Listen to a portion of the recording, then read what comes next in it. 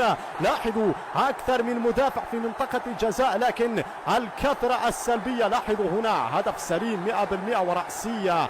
أين أنتم يا شباب؟ أين أنت يا إمريانو عقور؟ إمريانو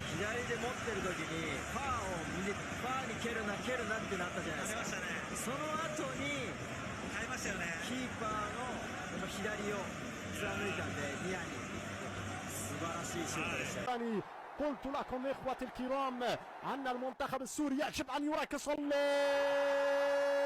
الو الثالث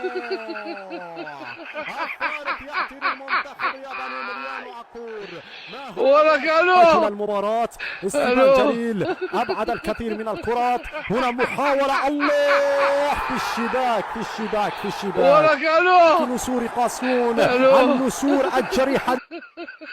اليوم كنا نتمنى أن لا تكون النتيجة